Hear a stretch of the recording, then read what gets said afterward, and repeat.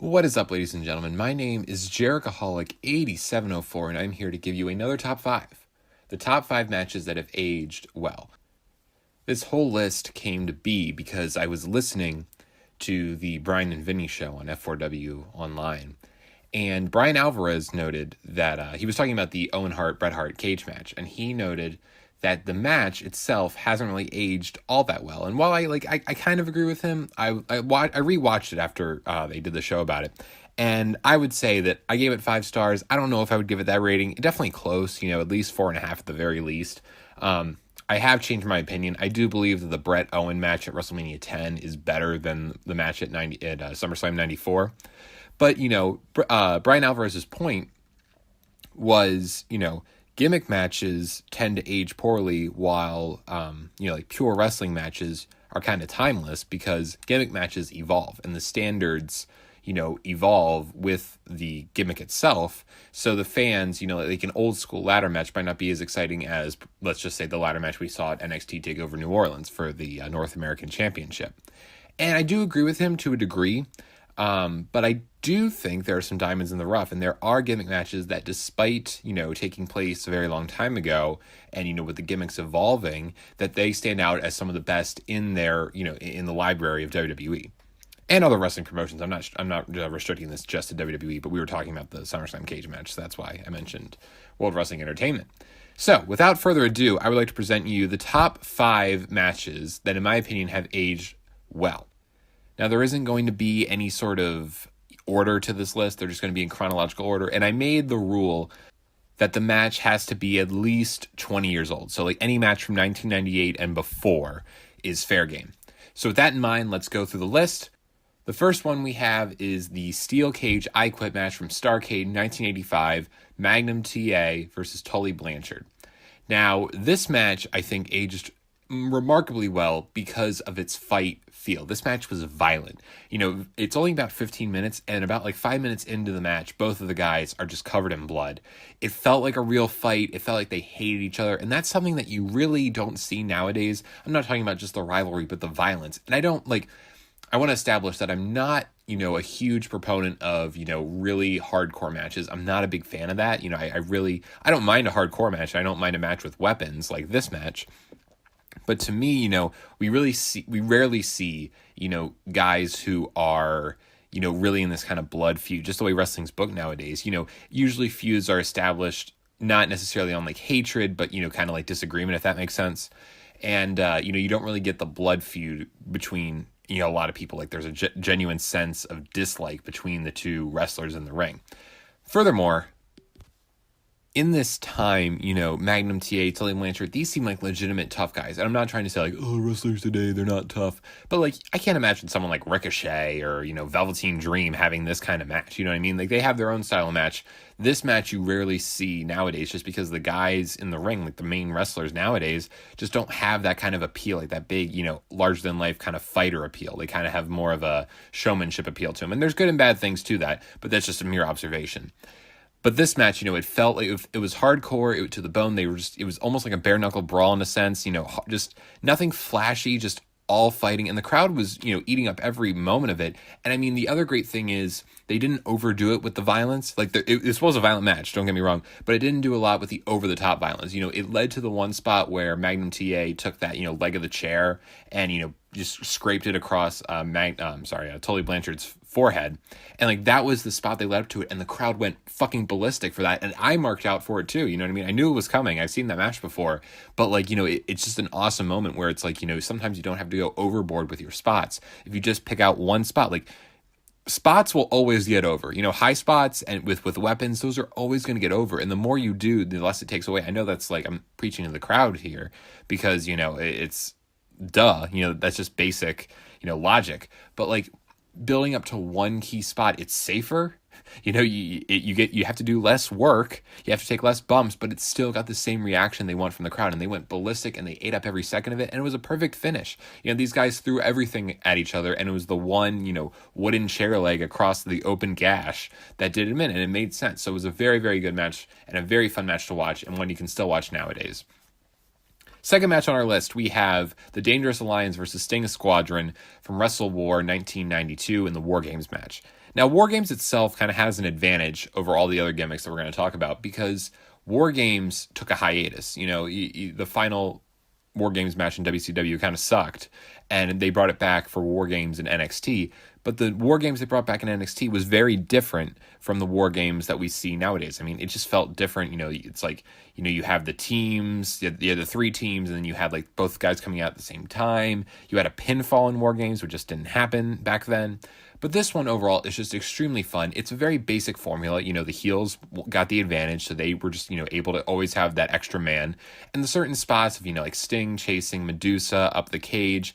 And it just very basic, but the entire concept of War Games is very exciting and very ahead of its time. If I do say so myself. 2 rings, 1 big ass cage. There's a lot of guys in the ring, but you're able to keep track of it. It's slowly built. They didn't just kind of like blow their load, kind of like the Royal Rumble, how it's like it gradually builds into more and more people in the ring. You start out with 2, and then eventually you have all 10 guys in there. And again, the finish is just, you really couldn't book a better finish of just, dastardly heels fucking up their own plan, and eventually Sting hooking the arm bar on Bobby Eaton and him, tapping out and giving up, and eventually Sting Squadron wins the War Games. Again, War Games itself, very easy to enjoy nowadays, and a great spot for number 2. So the third match on our list, one of my favorite matches of all time. You guys know it, Shawn Michaels versus Razor Ramon in the ladder match at WrestleMania 10. Now, of all the gimmicks that have evolved, I would say the ladder match is arguably the one that has evolved the most. I mean, you look at this match and you look at the match from NXT TakeOver New Orleans, the most recent ladder match in WWE. 2 completely different worlds. However, I still give both matches the same rating, and in my opinion, I think that the ladder match from WrestleMania 10 is better. You guys know, I still hold that this is the best match in WWE history. I don't know why I like this match so much. Maybe this match hasn't aged well, and I'm just blind. With the past 2 entries, I was able to kind of cite why I think the match has aged well. I really don't know with this match.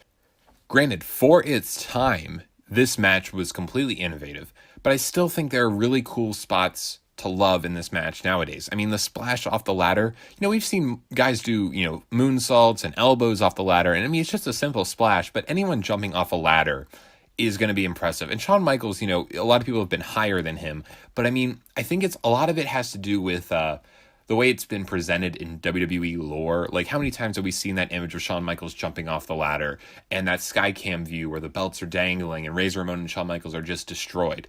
And, a lot of the ladder match spots that they do in this match, like the catapult into the ladder, or Shawn Michaels, driving the ladder into Razor Ramon as he falls down with it. We see those in matches all the time. And the ladder falls on Razor Ramon, stuff like that. A lot of it's a precursor to what is to come. And I mean, they don't really build a lot on top of it. It's mainly just the same spot over and over again that we've seen multiple times. We've seen multiple people jump off a ladder. We've seen multiple people hit someone with a ladder. It's kind of basic at its core, but I think it's enough to give to whet the appetite of what you want to see from a ladder match. And to me, the in-ring work, it's not all ladder spots. The ladder spots are chosen at the right time. They built to the ladder spots. The biggest spot was Shawn Michaels jumping off the ladder, and they built to it. At first they were hitting they were hitting people with the ladder, and then Shawn Michaels drove the ladder into him, and then eventually led to Shawn Michaels jumping off of the ladder onto Razor Ramon. So to me, just an amazing match, totally easy to sit through. And again, maybe this is just a personal pick, and I'm just have a lot of bias against this match because I love it so much.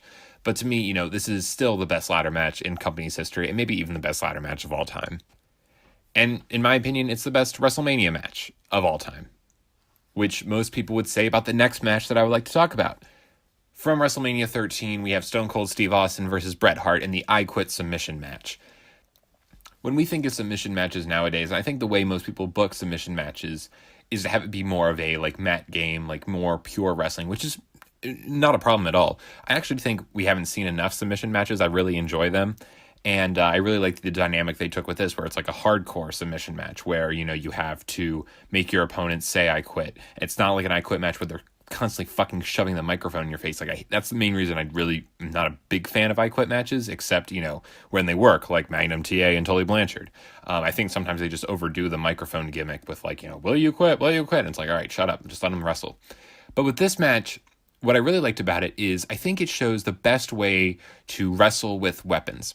When I think of like hardcore matches and no holds barred matches, which is kind of like, where this match falls into nowadays, it's kind of an umbrella term for like no holds barred. Like the only way to win is by submission. There's no disqualifications. At the end of the day, it's also a no disqualification match.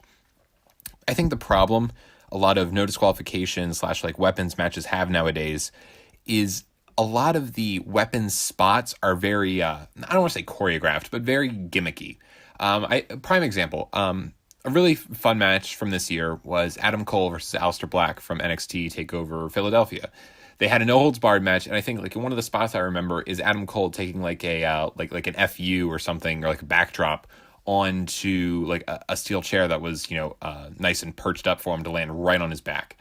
What I mean by that is like it seems like the wrestlers are being like very like over the top with their weapons. Here it's like Stone Cold grabbed the bell, he whacked Bret Hart with it, or vice versa, I can't remember. And like Stone Cold grabbing the cables and just choking Bret Hart. Like they're using their surroundings, they're using the items and objects in the area just to hit the other guy with. You know what I mean? There wasn't any like, all right, I'm going to set this up here and I'm going to do this leaping lariat and you're going to fall 20 degrees. And I'm not saying most hardcore matches are designed that way, but it just seems like a lot of it is very, you're building up for a big spot where in the end, the star of the match is still the two wrestlers. The star of the match should not be which weapons they're going to use and how they're going to use them. The weapons are there to further accentuate the severity of the match. And I think this match did that exponentially well. And not to mention, this match is just an amazing story. It's amazing to watch Stone Cold Steve Austin, fight out of the sharpshooter with blood streaming down his face. You're not going to see that thing nowadays because they're off, the blood policy. Not saying blood makes a good match, but it really worked here and it was essential here. And, just the overall drama of Stone Cold, not, saying I quit, but he passed out from the pain. Again, just you can't write matches to be this perfect, and this was a perfect match. So, I mean, obviously this match is going to age well, but I think, factoring in how they use the weapons and how they play to the gimmick speaks exponentially well. And I think overall with all these matches, that is what makes them age so well, is they used the gimmick to their advantage. The gimmick wasn't just there like it is nowadays. They used it to tell a story. Like the last match we're going to talk about, Shawn Michaels versus The Undertaker from Bad Blood in the first ever Hell in a Cell match. This is the first Hell in a Cell match, and in my opinion, it is the best, and I think it will always be the best. I don't see them booking another Hell in a Cell match that can top this. Even Undertaker and Mankind, which is a nice honorable mention for this list.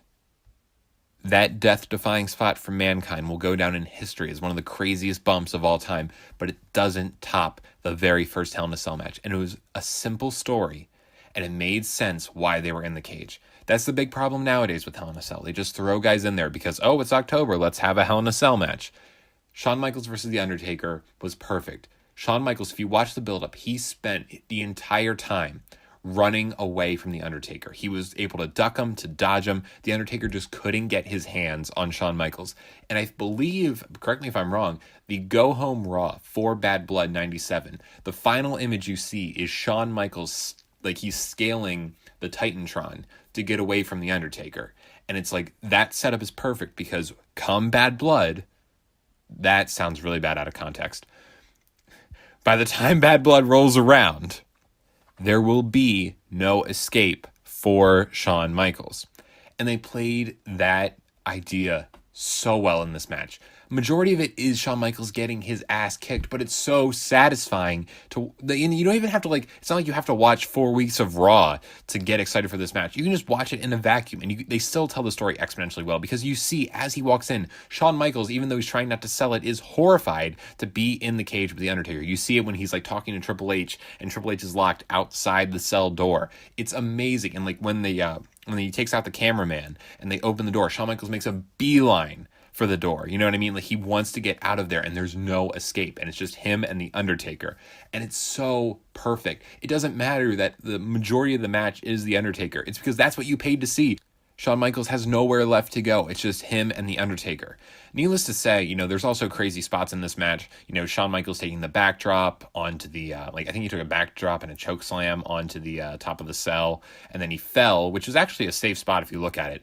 Actually, the most dangerous spot of this entire match is Shawn Michaels drop kicks The Undertaker outside the cell, and he lands back first on the concrete entrance ramp, which just looked awful. And not to mention, this has Kane's debut, one of the best debuts in WWE history. And it played so well to the story. Like, nowadays, they could easily fuck this up where it's like your big main event is ruined by someone debuting and screwing over another person. But it played so well into this because it's like Shawn Michaels, he was finally trapped. The Undertaker had him right where he wanted him. Shawn Michaels was dead. He whacked that dude. One of the best chair shots of all time is Undertaker just winding back. Shawn Michaels totally unprotected. He wallops him right in the head with a chair. Shawn Michaels is motionless, covered in blood. And despite having him right where he wants him, someone else gets into the cell to fuck up The Undertaker. It's just a perfect match, and one it's timeless. There's no way, and they'll never book another Hell in a Cell match better than this. I don't know why they still do the gimmick, because it's like, this is the best match. It can't be topped.